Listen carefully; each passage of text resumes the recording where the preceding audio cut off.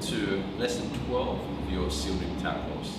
Now, in this session today, I'm just going to be going through the applications of part C with Melissa, so you can see, how some of these movements would be applied in a self-defense situation. Now, I've had a lot of questions about, what about stepping, moving, turning.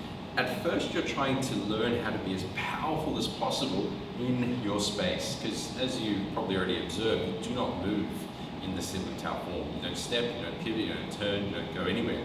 You are stationary. Because you're learning to cultivate the stance, but also connect to the center and get the shapes powerful so that when someone does enter into your space, you can deal with them in the most powerful and efficient way. Okay, so part C. First, you've got the Pak Sao movement. Okay, so Pak Sao can be used, so if Mel's got a guard on, it can be simply put, it can be just used as a blocking movement. So as a punch is coming through, she can Pak Sao the movement just to get me off center. And when you do apply it, you only Pak out just enough, so you wouldn't Pak out all the way across your center because you'd be compromised. You Pak out just enough so that she's got me out of the way. So you can see that it's a block. It can also be used as a strike. So we'll just use it to use it as a strike as well. So it's a block and a strike. Now from the edge of the Pak out movement, you can see that from here the hand comes back across here as well. So that could be used once again as the elbow comes back. It could be used as a striking movement too. So from here and back. Now obviously when you go to this part here, that's an obvious strike. Yeah? The difference is the other one was straight down the center to the front of the face. This one's coming through to the side. Yeah? The Pak Sao. And you've got the Hun Sao we spoke about before and fist and back. Then we'll come into the Gan Sao movement. Now the Gan Sao from the lower position can be used as a strike straight away. So as a punch, if you close that fist, it can be used as a strike. But the specialty of this movement and a lot of the movements in Chun is that rather than Mel fighting, she fights directly against me, or pushes up against me. It's not very easy for her to move. But the Gan Sao coming up and down works as a fulcrum. So the contact point is a fulcrum and she pivots around that. So if she's in a compromised position, she can still pivot around that point and take a more advantageous position in combat. So once again, it can be used as a strike, it can be used to get yourself into a better position, it can also be used as a block, so as you come up with the movement, it can be used as a block as well. So once again, block, strike, or actually getting yourself into a better position. Then the cut down movement,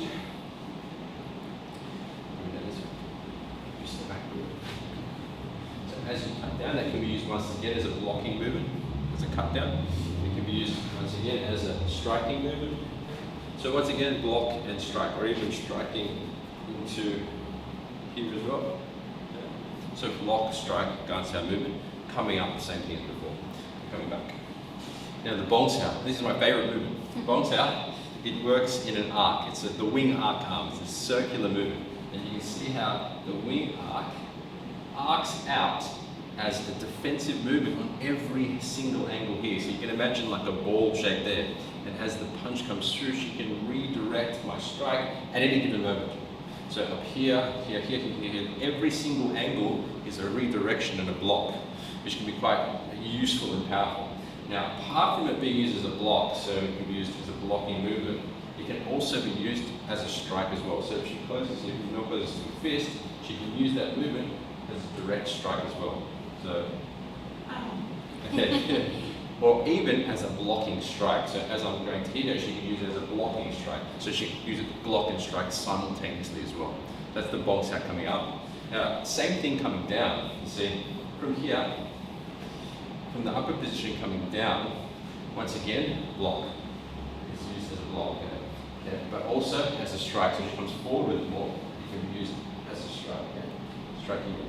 So block, strike, or even just a strike in and of itself. Okay. Can be just a strike as well. Self-defense situation, you'll want to be, this is self-defense, this is like protecting your children or your family. I would advise you to do it just playing with your mates.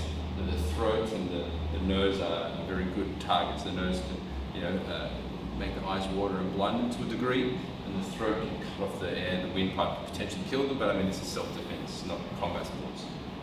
Okay, so that's the Tan Sao movement.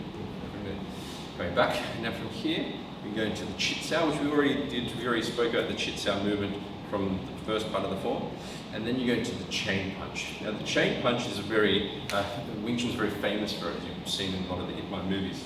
And if you want to use the chain punch, now I've gone through the punch before, it's an obvious strike, as you can see. She's just continually striking. Now the advantage here is that she can utilize her body mass easier because it's much more closer to her body mass in its position than it is out here.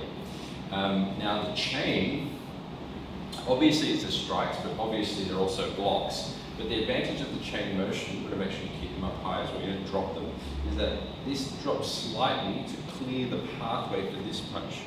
And then if there's anything else in the way, same thing happens again. This drops slightly to clear the pathway for this punch, forcing me to take the outside line, but if she's still punching through, she's going to be able to get there quicker. So the chain punch is a very effective weapon for self-defense.